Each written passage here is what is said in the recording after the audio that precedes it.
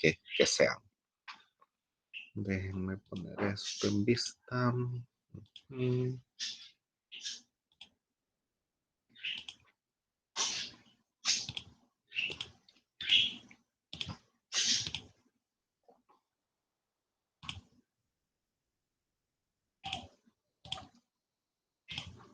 Bueno, creo que ya ven la presentación. Entonces vamos a comenzar con flor y en este caso vamos a ver morfología. ¿Alguien se acuerda cómo se llama ese tipo de flor que aparece en esa diapositiva debido a esta estructura que tiene hacia atrás, donde está el néctar? Porque en Botánica 2 vimos algo de todo esto. A ver.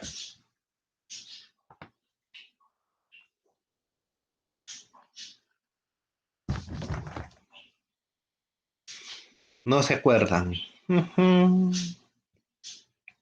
era labiada. Por la forma, sí, pero tiene esta estructura hacia atrás, mira. Como uñita o apéndice donde se encuentra el néctar y que debido a eso, pues debe de ser polinizada por una mariposa o por un colibrí. ¿Cómo se llama esta estructura? ¿No se acuerdan?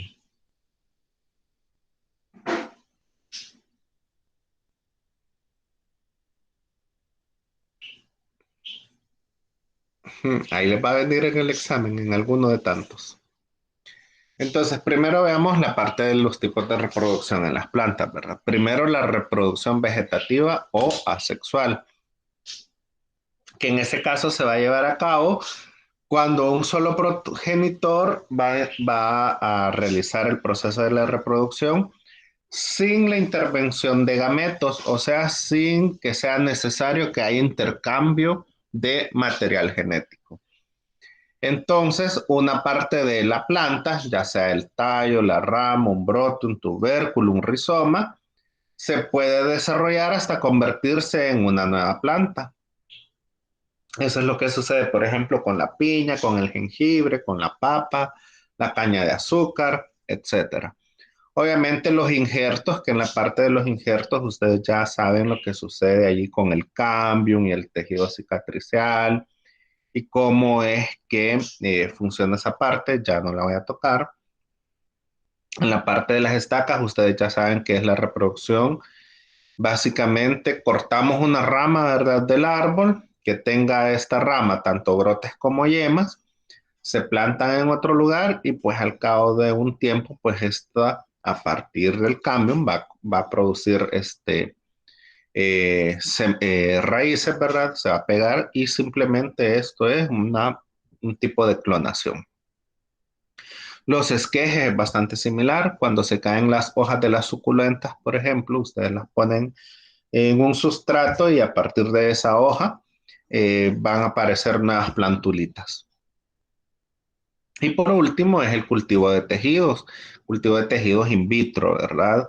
Que ese es realizado en un medio libre de microorganismos y utilizando soluciones nutritivas y hormonas vegetales que van a provocar el crecimiento de las raíces, de los tallos y de las hojas a partir del fragmento de una planta. El link de ese video de YouTube se lo voy a poner allí después en el Classroom para que puedan ir a ver parte del proceso del cultivo de tejidos. ¿Cuáles son las ventajas de la reproducción asexual? Una es la rapidez de la división y su simplicidad, pues no tienen que producir células sexuales ni tienen que gastar energía en las operaciones previas a la fecundación. Y de esta forma, algunos organismos se reproducen asexualmente cuando las condiciones ambientales son favorables y mientras que lo hace sexualmente cuando son adversas. ¿Cuáles son las ventajas y las desventajas de la reproducción sexual? En cuanto a las desventajas, estas producen una descendencia sin variabilidad genética, al ser todos genotípicamente equivalentes a su parental y entre sí. Y la selección natural no puede elegir los individuos mejor adaptados, ya que todos van a estar adaptados por igual porque van a ser clones, ¿verdad? Y esos individuos puede que no logren sobrevivir a un medio que cambie de modo hostil. Por ejemplo, ¿qué es lo que sucede con el cafeto? El cafeto, ¿verdad? Durante muchos años se hicieron reproducciones entre los mismos individuos. Entonces, no hay variabilidad genética en ellos. Y viene de repente una plaga de roya que sea muy fuerte y como no hay variabilidad genética que les ayude a combatir esa roya, terminan muriendo, ¿verdad? Y no se van a morir dos, tres plantitas, sino que se termina casi todo el cafetal, ¿verdad? Debido a eso. Y eso es porque no poseen información genética necesaria para adaptarse a esa enfermedad o a un cambio de temperatura, etcétera. Y en cuanto a las ventajas, vamos a tener que la generación de nuevos individuos va a conllevar siempre al intercambio de material genético y que va a existir la unión de células productoras que van a ser los gametos y el desarrollo embrionario que va a dar lugar a un nuevo organismo. Pero como ya vimos, ¿verdad? La parte de la reproducción sexual va a ser solo en condiciones desfavorables y la asexual en condiciones favorables. Y ahora sí, ya la flor, porque la flor es parte del proceso de reproducción sexual. Ustedes ya saben que es un tallo de crecimiento definido, con entrenudos bastante cortos, en el que van a insertar las hojas florales. Y en esto, en la flor, van a dar lugar los pasos esenciales de la reproducción sexual, que van a ser el proceso de la fecundación y la meiosis. La función de la flor va a ser producir semillas a través del cual se van a perpetuar las especies y les van a ayudar a propagarse. Y comúnmente las flores se van a encontrar en la axila de las hojas o en la parte terminal de los tallos. ¿Cuáles son las partes constitutivas de las flores? Esto es hasta cierto punto un tanto la continuación de hoja, ¿verdad? Porque sabemos que las flores nada más son hojas modificadas. Entonces, cuando algunas flores se encuentran en la axila de las hojas vegetativas verdes o nomófilos, como en el caso de impatiens, ¿verdad? Que son estas chinas o balsaminas. Pero a veces la forma de las hojas se modifica al pasar al estado floral, dando lugar a las que se llaman brácteas o ipsófilos, que generalmente van a ser de muchos colores llamativos, como en el caso de las brácteas amarillas de Pakistachys lutea, o las del color rojo en el caso de la Pascua, que es Euphorbia pulcherrima. Las flores van a estar acompañadas de prófilos o bracteolas, uno que va a estar en posición dorsal en el caso de las monocotiledóneas y dos que van a estar en posición lateral en el caso de las dicotiledóneas. Y esto es como por regla general, por así decirlo. La flor va a estar unida al tallo por un eje. Ese eje va a ser el pedúnculo floral, que se va a ensanchar en su parte superior para formar el receptáculo en el que se van a insertar las piezas de los verticillos florales. Y desde el exterior hacia el interior de una flor completa vamos a distinguir 4 verticilios, que van a ser primero el cáliz, que va a estar formado por los sépalos, la corola, que va a estar formada por los pétalos, el androceo, que va a estar formado por los estambres, y ahí es donde se va a formar el polen, que es como la parte masculina, y el gineceo, que va a estar formado por los carpelos, que van a albergar a los óvulos. Los dos primeros verticilios van a constituir el perianto, o sea, cáliz y corola, que van a ser el conjunto de las piezas estériles. Y los dos últimos van a ser los que van a estar formados por las piezas fértiles, o sea, por el gineceo y el androceo. Comúnmente nosotros sabemos que el androceo va a estar rodeando al gineceo. Sin embargo, existe una excepción y esa es la única excepción que se conoce hasta el momento. Y eso es en el caso de la especie Lacandonia quismática, que es de la familia Lacandoniaceae de las monocotiledóneas, descubierta recientemente en la selva lacandona en Chiapas, México. Y cuando les digo recientemente es como del 91, 1991, una cosa así. En la que los tres estambres van a estar en posición central y alrededor van a estar los carpelos numerosos, ¿verdad? Entonces esto es completamente diferente a todas las demás flores, que en las demás flores al centro se encuentra el gineceo y alrededor el androceo. Y aquí es al revés. Al centro se encuentra el androceo y alrededor se encuentra el gineceo. Es una planta bastante interesante y debido a que es interesante por este tipo de disposición en la flor, casi se llegó a la extinción porque todos los investigadores del mundo andaban colectando esta planta en México, pero por suerte no se extinguió. Entonces, sabemos también que las piezas de cada verticilio pueden soldarse entre sí o fusionarse, ¿verdad?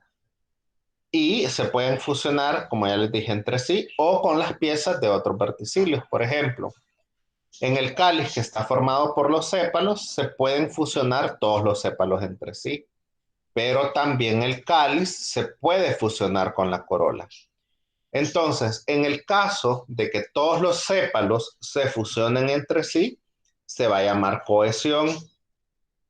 Y en el caso de que el cáliz se fusione con la corola, se va a llamar adnación. ¿Y cómo es la disposición de las piezas florales? Las piezas se van a disponer sobre el eje de dos maneras. Primero, la disposición espiralada. En esta, las piezas se van a insertar a diferente nivel, describiendo una espiral que es homóloga con la espira generatriz de los nomófilos. Ahí, por ejemplo, vamos a tener las flores de Magnolia grandiflora, de Victoria cruciana, de Ninfea y de las flores de todas las familias Cactaceae. Y también vamos a tener la disposición verticilada o cíclica. Aquí lo que sucede es que las piezas florales se van a disponer en verticilios, o sea que en cada nudo se van a insertar varias piezas florales. Cada pieza de un verticilio va a alternar con las del siguiente verticilio. Por ejemplo, los pétalos van a alternar con los sépalos. El número de verticilios puede variar. Lo más frecuente son las flores tetracíclicas, como en el caso de el género Solanum, o también pueden haber pentacíclicas, que van a presentar dos verticilios de estambres, como en el caso de Sedum saxagulare, que es una crasulace, y Lilium, que es una liliace monocotiledónea. En el caso de Citrus trifoliata, van a haber varios verticilios de estambres, es decir, que la flor va a presentar más de 5 verticilios. Según el número de piezas de cada verticilio, las flores pueden ser dímeras, trímeras, tetrámeras, pentámeras, etc. En el caso de la flor de color morado de arriba, es una flor pentámera de el género Solanum, que es una dicotiledónea, donde se van a observar los 5 pétalos soldados entre sí y los 5 estambres. Debido a eso, pues es pentámera. En el caso, las dicotiledóneas tienen generalmente verticilios de 4 a 5 piezas o múltiplos de 4 a 5, aunque obviamente van a haber excepciones como en el caso de las Anonaceae, que van a presentar flores trímeras. Generalmente, las flores de las monocotiledóneas van a ser trímeras, o sea que los verticilios tienen 3 partes o múltiplos de 3. Y algunas familias que presentan flores dímeras, como en el caso de Stemonace, o que pueden presentar flores tetrámeras, como en el caso de las Potamogetonase. Luego tenemos la parte de la simetría y la sexualidad floral. La simetría va a ser la repetición regular de elementos estructurales similares o iguales que va a ocurrir en los órganos. Entonces, ahí vamos a tener dos variantes que pueden ser las flores cíclicas y las flores acíclicas. En el caso de las flores acíclicas, o sea que no tienen una repetición regular, tenemos, por ejemplo, el género Liriodendron, que es esa imagen que está ahí arriba, siempre de la familia de las magnolias, donde tenemos que son flores acíclicas. Esto quiere decir que son asimétricas o irregulares porque no tienen ningún plano de simetría. Pero luego vamos a tener, por ejemplo, las flores cíclicas, que pueden ser de forma radiada, actinomorfa o polisimétrica. En el caso de que presenten 3 o más planos de simetría con respecto al eje. Entonces, en este caso tenemos las flores del género Hoya, que son unas asclepiadáceas que les dicen flor de cera, y en el caso de los tulipanes, ¿verdad? Que tienen más de 3 planos de simetría. También podemos tener las flores zigomorfas, dorsiventrales o monosimétricas. Esto va a suceder cuando las flores tienen un solo plano de simetría y cada mitad es la imagen especular de la otra. Ustedes cortan esa flor a la mitad y la ponen en un espejo y van a tener una flor completa. Entonces, por eso la simetría se llama zigomorfa, dorsiventral o monosimétrica. Y esa estructura está con frecuencia en relación con la formación de un lugar de apoyo para posarse los animales polinizadores. Por ejemplo, en el caso de las leguminosas y algunas bignoniáceas. En este caso de esta leguminosa, que es un tipo de pito, ¿verdad? Un tipo de eritrina, vamos a tener acá, ¿verdad? Este pétalo así súper grande, que es el que sirve de apoyo para algunos polinizadores, como pueden ser algunas mariposas. En el caso del pedicelo o el ovario, este puede torcerse 180 grados y es lo que se llama resupinación. Cuando se da ese proceso es que ese pedicelo se tuerce 180 grados invirtiendo la flor. Este fenómeno de la resupinación ocurre en varios grupos y va a prevalecer sobre todo en las orquídeas, en las cuales el labelo con frecuencia va a presentar un espolón. Entonces, esa resupinación, lo que va a suceder, por ejemplo, tenemos esta flor de orquídea de Oncidium al centro. Esta flor sí ha sufrido resupinación. ¿Por qué podemos decir eso? Porque el labelo se encuentra hacia abajo. ¿Por qué? Porque ese labelo le puede servir a los polinizadores para posarse mientras están haciendo el respectivo proceso de polinización. Sin embargo, si esa misma flor, esta parte de abajo que es el labelo, la tuviera hacia arriba, o sea que estuviera invertido, entonces quiere decir que no hay resupinación. Y eso sucede también en varias orquídeas, como en el caso del género Avenaria o en el género Prostequea, que allí lo que sucede es que el labelo queda hacia arriba, o sea, no hay resupinación. Hay otras flores que también se les van a llamar que son secundariamente asimétricas. Y esto se va a referir a que no van a tener planos de simetría por reducción, o sea, por pérdida de piezas, o por cambios de posición. Esto es lo que sucede en las plantas, por ejemplo, que son monocotiledóneas, como en el caso del género Canna, o sea, Canna indica, o Achiras, o banderola española, como le quieran llamar, y en el género Maranta. Entonces esas flores van a ser secundariamente asimétricas. Ahora vamos a la parte de la sexualidad floral. Esa va a estar relacionada con los verticillos reproductivos presentes en la flor y vamos a tener varias variantes. Una de estas va a ser la flor monoclina, perfecta, hermafrodita o bisexual. Cualquiera de esos nombres está bien. ¿Qué quiere decir? Que estas flores van a tener los dos verticilios florales reproductivos que van a ser el androceo y el gineceo. La mayoría de las plantas con flor van a tener este tipo de flores, ¿verdad? Flores bisexuales.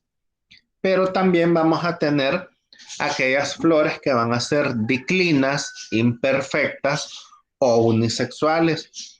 Esto quiere decir que la flor va a tener un solo verticilio reproductivo, que puede ser estaminada, o sea, masculina, o puede ser pistilada, o sea, femenina.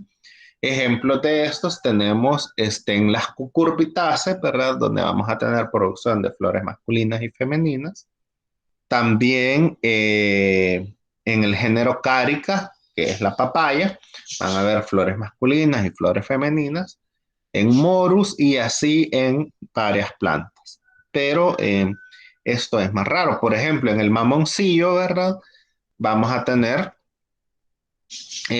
flores masculinas y flores femeninas. La diferencia es que pueden estar incluso en árboles diferentes. Por eso es esta eh, creencia que sí está basada en hechos de que para que un árbol de mamoncillo deben de haber dos árboles juntos, ¿verdad? Pero que hayan dos árboles juntos no es suficiente porque los dos árboles juntos pueden ser los dos con flores femeninas o los dos con flores masculinas, ¿verdad? Y pues nunca van a producir mamoncillos aunque hayan dos árboles juntos.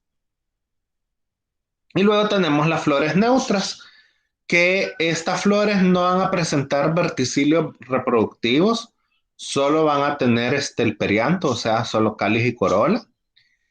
Y este tipo de flores las vamos a encontrar en la periferia de las inflorescencias, por ejemplo, en la periferia de la inflorescencia de las hortensias, que son del género Hydrangea, y también en las flores liguladas de las inflorescencias de tipo capítulo de algunas esteráceas, como en el caso del girasol y las margaritas. Esas van a ser flores neutras. En cuanto al perianto, ustedes ya saben que va a estar compuesto por dos verticilios estériles, que son el cáliz y la corola. Teniendo en cuenta la presencia o ausencia de estos verticilios y sus características, las flores se van a clasificar en flores aperiantadas y flores periantadas. Las flores aperiantadas, aclamidias o desnudas, quiere decir que no tienen perianto, o sea, no tienen ni cáliz ni corola. Entonces esto lo podemos encontrar en el género Salix y Fraxinus. Y luego tenemos las flores que si son periantadas, clamidias o vestidas, que quiere decir que sí tienen perianto, o sea, que sí tienen cáliz y corola. Pero según cómo esté formado el perianto, las flores se van a distinguir en monoclamidias, diclamidias, etcétera.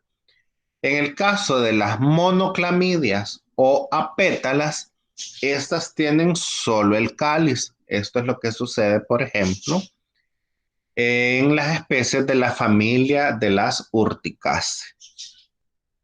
Pero en el género Clematis, que es de la familia de las Ranunculaceae, los sépalos van a ser petaloides. ¿Qué quiere decir esto? que van a tener el color y la forma propia de los pétalos, ¿ya? A pesar de que son los sépalos nada más. Y ese es el ejemplo de esa flor que tienen ahí en la diapositiva al lado derecho. Todos esos de color blanco en realidad son el cáliz de la flor, ¿verdad? No son los pétalos de la flor. Entonces, por eso se dice que esas flores son monoclamidias o apétalas. Pero luego tenemos las flores diclamidias. Estas van a presentar dos verticilios en el perianto, o sea, tanto el cáliz como la corola. En el caso de las flores homoclamidias, estas van a tener dos verticilios semejantes. Y en ese caso se habla de perigonio, ¿verdad? Porque tanto el cáliz como la corola van a poder tener el mismo color y en la misma forma y tamaño. Y un caso de esto es en las flores de las anonace, donde cáliz y corola están fusionados y por eso se le llaman tépalos.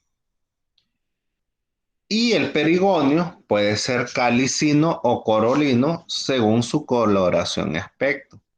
Por ejemplo, en las heteroclamidias van a presentar el cáliz y la corola bien diferenciados. El cáliz puede ser de color verde, los sépalos, y la corola puede ser de color rojo, los pétalos. Entonces, por eso se le llaman heteroclamidias. Pero van a estar aquellas que van a ser homoclamidias, ¿verdad? Donde el cáliz y la corola tienen el mismo color o incluso pueden estar fusionados y ahí es cuando se llaman tépalos. Entonces hablemos del cáliz. El cáliz es el verticilio más externo de la flor. Va a tener función protectora y va a estar constituido por los sépalos que generalmente son de color verde. Si los sépalos están libres entre sí, ahí vamos a decir que el cáliz es de tipo dialisépalo. Pero si los sépalos están unidos, vamos a decir que el cáliz es de tipo gamosépalo. Existen algunas plantas que van a tener dos cálices en la flor, pero para diferenciar esos dos cálices, a uno le vamos a llamar cáliz y al otro calículo. Y en algunos casos le dicen también calicillo, ¿verdad? Haciendo referencia que hay dos cálices en esa flor. Esto es lo que sucede con algunos miembros de las malvaceae, como por ejemplo en la escobía, que son Sida acuta y Sida rombifolia. Según la disposición de sus piezas, las flores pueden ser también dialipétalas, o gamopétalas. En el caso que sean dialipétalas, quiere decir que los pétalos van a estar libres entre sí. Entonces, la flor va a ser dialipétala. Y tenemos las flores donde los pétalos van a estar fusionados entre sí. Entonces, ahí vamos a tener que van a ser gamopétalas. Y me acabo de dar cuenta que me salté a la corola sin haber terminado lo de cáliz. Entonces, por ejemplo, en el cáliz, si los sépalos están libres entre sí, la flor va a ser dialisépala. Y si los pétalos están unidos o soldados y si los sépalos están unidos o fusionados entre sí, entonces la flor va a ser gamosépala. Según la duración de las flores, estas pueden ser fugaces. ¿Qué quiere decir esto? Si se desprende la corola si se desprende el cáliz cuando se abre la corola. Esto sucede en las amapolas, o sea, en el género Papaver. Ahí el cáliz, que está compuesto por dos sépalos, se cae inmediatamente después de la apertura de las flores. El cáliz también puede ser persistente. Eso es si se mantiene hasta la maduración del fruto. Por ejemplo, en la granada, en Punica granatum, el cáliz permanece hasta la maduración del fruto y por eso las granadas tienen como esa coronita, ¿verdad? También el cáliz puede ser marcescente. Esto quiere decir que no se va a caer, que va a acompañar al fruto permaneciendo con el mismo tamaño. Eso sucede, por ejemplo, en Limonium sinuatum, donde el cáliz marcescente y coloreado permanece incluso después de la caída de la corola. Todas esas partes azules que ustedes ven en estas flores de la diapositiva, eso es el cáliz. Y las partecitas blancas son la corola. Entonces, si se fijan, hay unas que ya solo se observa el cáliz, ya no está la corola, entonces se cayó, ¿verdad? Por eso se llama marcescente. Luego tenemos el cáliz de tipo acrescente. Ahí es que el cáliz no se va a caer y va a acompañar al fruto y aparte de acompañar al fruto, también va a crecer con él.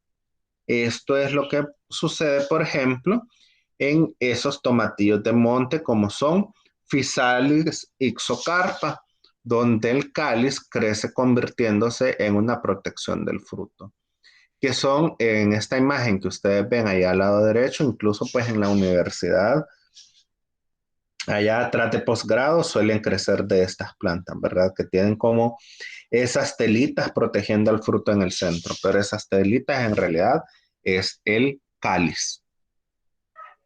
Pero también el cáliz puede formar espolones nectaríferos, como en el caso del género viola, en el caso de comparetia, que es una orquídea, y también en tropaeolum. Y ese cáliz, ¿verdad? Ese espolón va a tener el néctar. Luego tenemos el calículo, el calicillo, o cualquiera de las dos formas está bien. Esto es lo que sucede en algunas malvaces, que va a ser un conjunto de ipsófilos que van a estar ubicados por debajo del cáliz y toman parte en la función protectora y su número de piezas suele ser diferente al del cáliz. Ahí tenemos dos vistas, ¿verdad?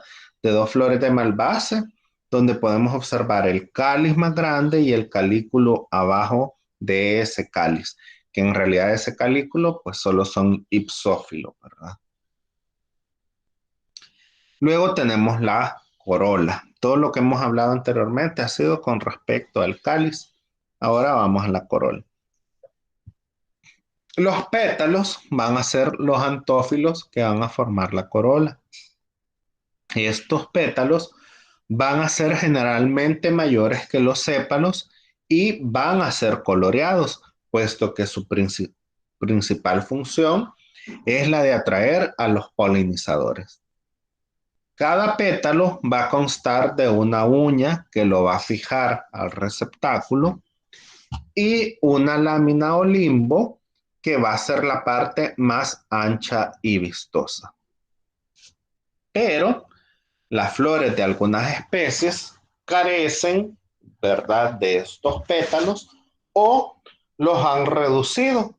Estas son las llamadas flores apétalas. Por ejemplo, el caso de las flores de las poace, que son polinizadas por el viento. Como son polinizadas por el viento, no necesitan, ¿verdad?, invertir energía y recursos en producir pétalos, porque pues el viento no es que va a ver, ay, esta flor es de este color, ¿verdad? Voy a polinizar esta. No, el viento simplemente se lleva los granos de polen y pues la planta, la esperanza que tiene es que vayan a caer a otra planta de su misma especie para poder hacer el proceso de polinización cruzada. Los pétalos pueden ser libres entre sí, entonces la corola es de alipétala, y si son concrescentes entre sí, entonces es camopétala. Eso Ya se los había mencionado antes. Pero la forma de la corola gamopétala puede ser muy variada. Por ejemplo, puede ser espolonada. Esto quiere decir que puede tener uno o varios espolones que son de tipo nectarífero. También pueden ser infundibuliformes. Es cuando las flores van a tener forma de embudo, por ejemplo, en el camote y en el floripondio. También vamos a tener las flores tubulares, que estas flores son cilíndricas y esto es característico de las flores centrales en las inflorescencias llamadas capítulos de la familia Asteraceae. Pueden ser hipocrateriformes, esto quiere decir que tienen un tubo largo y delgado, pero el limbo va a ser plano. Entonces, esto sucede en algunas apocynaceae, como por ejemplo en el género Plumeria, en Jasminum y también en algunas plantas de las Asclepiadaceae. También tenemos las flores que son de tipo campanulada. Ahí vamos a tener que el tubo va a ser inflado parecido a una campana. También vamos a tener las flores liguladas. Ahí el limbo va a tener una forma de lengüeta. Y ese tipo de corola se va a ver también en las asteráceas, pero en sus flores periféricas. En el caso de las flores labiadas, estas van a tener un limbo con dos segmentos desiguales, como lo que sucede en los miembros de la familia Lamiaceae, ¿verdad? Donde están todas las aromáticas. Y como ejemplo aquí tenemos el género Salvia. Como ustedes ya saben, el color de los pétalos va a resultar de la presencia de pigmentos. En muchas flores, las células van a presentar cromoplastos, que van a tener pigmentos carotenoides, y esos pigmentos carotenoides pueden ser de colores rojos, anaranjados o incluso amarillos. Pero en algunas especies, las partes basales de los pétalos contienen un flavonol glucósido que se llama chalcona, que absorbe la luz ultravioleta, convirtiéndolas en guías de néctar para los insectos polinizadores. Y esa chalcona, ¿verdad? Es lo que solo es visible para los insectos, también se denomina púrpura de abejas. Otra de las modificaciones que vamos a encontrar dentro de las flores son los osmóforos. Estas van a ser glándulas en las cuales se van a elaborar las sustancias volátiles que producen el olor de las flores. Esto sucede, por ejemplo, en algunas orquídeas, como en el caso de la orquídea de la izquierda. También puede ocurrir en rosa, en jazmín y en viola, que estos osmóforos forman permanentemente vacuolas con aceites esenciales que son bastante volátiles en las células de la epidermis y el mesófilo de los pétalos. Y estos aceites esenciales suelen comenzar a desprender su olor cuando las temperaturas aumentan o cuando reciben sol directo las flores. Otra de las modificaciones interesantes que tenemos también en las flores es la presencia de la corona o la paracorola, que en este caso vamos a tener que entre la uña y el limbo de los pétalos puede haber un apéndice que se llama lígula, y esa lígula en conjunto puede formar una corola, perdón, una corona o una paracorola. Entonces, a veces la corona es un conjunto de apéndices separados de los pétalos, como lo que sucede en pasiflora y en narcisos. La foto de las flores que están ustedes viendo ahí del lado derecho es el caso del género Narcissus. Pero en Passiflora, pues también lo observamos.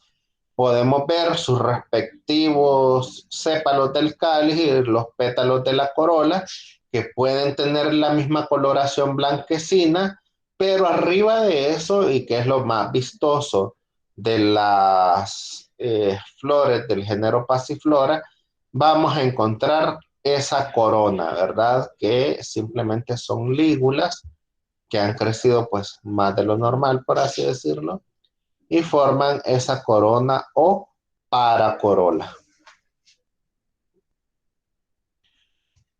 Luego tenemos la primer parte reproductora o el primer verticilio reproductor. Este es el androceo.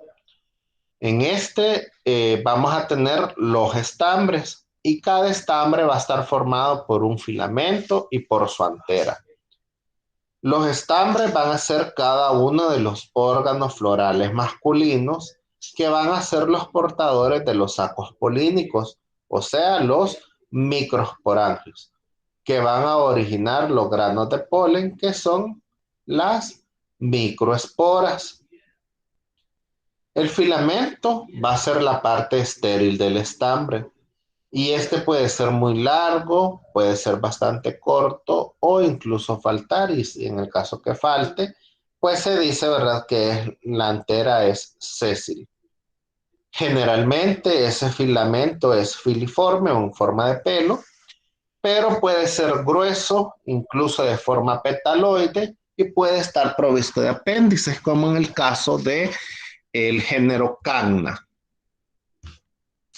La antera va a ser la parte fértil del estambre y generalmente va a estar formada por dos tecas. A veces puede estar constituido por una sola teca, como en el caso de las malvaceae, o por tres tecas, como en el caso del género Megatriteca, que en su momento estaba en la familia Sterculiaceae y que sabemos que todo Sterculiaceae volvió a pasar a malvaceae, ¿verdad?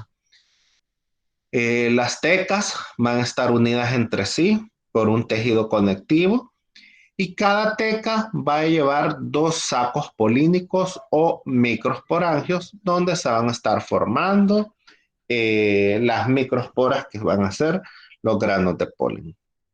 Aquí tenemos, ¿verdad? Un corte, una sección del corte transversal de una de esas tecas. Tenemos donde se encuentra el filamento. Cada uno de estos son los sacos de polen, ¿verdad? Ahí se están formando los granos de polen a partir de las células del tapete, que son las que les van a estar aportando el tejido nutricio para formar estos granos de polen, ¿verdad? Entonces, que esos granos de polen son los microsporofitos, ¿verdad? Por así decirlo, que a partir de un proceso de meiosis nos van a formar a partir de un núcleo dos células, cuatro células, y esas cuatro células se van a convertir en cuatro microesporas. Lo que sucede aquí, que cada uno de esos núcleos, ¿verdad? Van a tener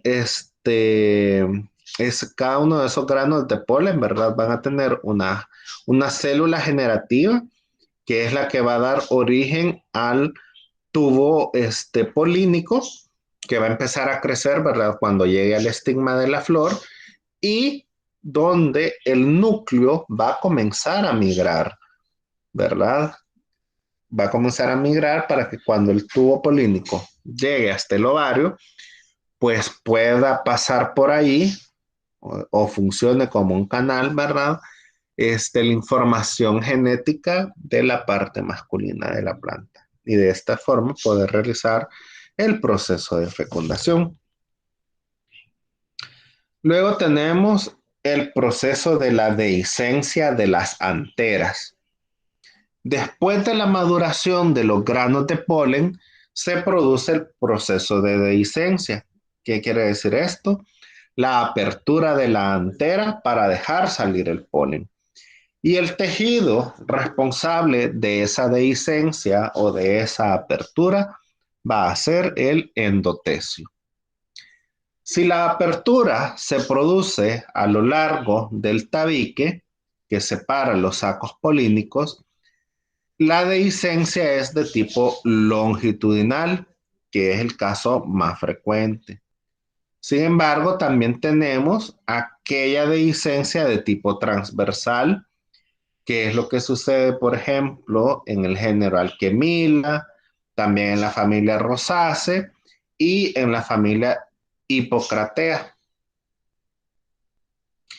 Pero en otros casos, el endotelio se va a localizar en zonas limitadas que luego se levantan como valvas o ventanillas. Este tipo de dehiscencia se llama dehiscencia poricida. Esto sucede, por ejemplo, en Solanace, porque no hay endotelio. Y en ese caso se produce la destrucción del tejido en el ápice delantera y se forman poros por donde saldrán los granos de polen.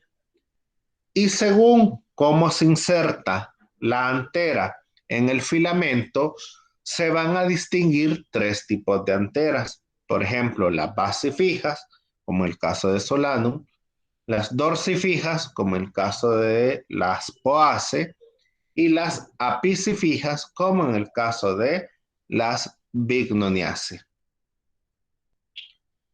Cuando la dehiscencia de las anteras se produce hacia el lado interno de la flor, entonces se dice que es introrsa.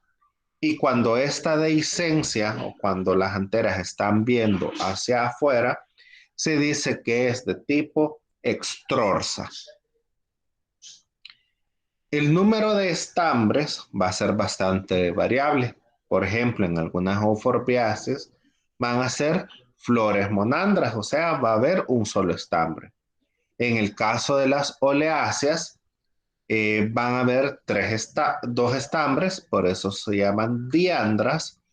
Y en el caso de las mirtáceas, que pueden llegar a ser poliandras. En las dos imágenes que ustedes tienen del lado derecho, arriba tenemos a Combretum, que es una combretácea, y abajo tenemos a Callistemum, que es una mirtácea. Muchas veces las flores o incluso las inflorescencias van a adoptar la forma de cepillos, que van a tener un perianto reducido y entonces los estambres van a ser la parte atractiva o llamativa. Esto es lo que sucede, por ejemplo, en las fabáceas, que son las fabáceas mimosoideas, como en el caso de la inga paterna y la acacia, y en el caso de las mirtáceas, como en Callistemum regium. El número de estambres puede ser igual o no al número de pétalos. Por ejemplo, la flor es isostémona. Esto quiere decir que sea igual en la cantidad de estambres, ¿verdad? Por ejemplo, en turnera y en el género Piriqueta. Puede ser también del tipo anisostémona cuando el número de pétalos y de estambres es desigual. Por ejemplo, Brassica tiene 4 pétalos y tiene 6 estambres. Pueden ser también estos estambres de tipo diplostémono cuando el número de estambres duplica el de los pétalos. Por ejemplo, en Calme tiene 5 pétalos y por lo tanto va a tener 10 estambres. En Calancoe tiene 4 pétalos y por lo tanto va a tener 8 estambres porque siempre van a duplicar la cantidad de pétalos que tenga. Y aquellas flores con estambres de tipo polistémono es cuando el número de estambres es más que el doble. Por ejemplo, en Poncirus, que tiene 5 pétalos y numerosos estambres, que es la flor que pueden ver ahí ustedes del lado derecho en la parte inferior. Tiene 5 pétalos, que si se fijan, esos 5 pétalos están fusionados, pero en cuanto a estambres tiene 2, 4, 6, 8, 10, 12, ¿verdad? Eh, Luego tenemos la longitud de los estambres. Esta va a ser variable con respecto al perianto. Si son más cortos que el perianto, o sea, más cortos que los pétalos de la corola y quedan incluidos en él, se dice que los estambres son incluidos. Esto o incluso, bueno, se pueden llamar incluidos o inclusos. Esto es lo que sucede en el género tulipa y en agave. Pero si sobresalen, se llaman excertos y lo podemos encontrar en Cesalpinia pulquérrima, que es la flor barbona, ¿verdad? La que está enfrente de la sección de biología, o también en Dolicandra sinancoides, ¿verdad? O en esta foto de abajo, que es del género fucsia de la familia Onagrace. Nos vamos a quedar hasta acá por el día de ahora. Vamos a continuar mañana con siempre esto de la longitud de los estambres. ¿Tienen alguna pregunta?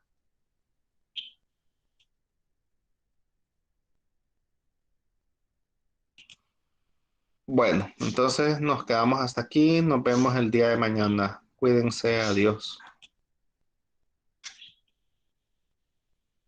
Adiós, Lico.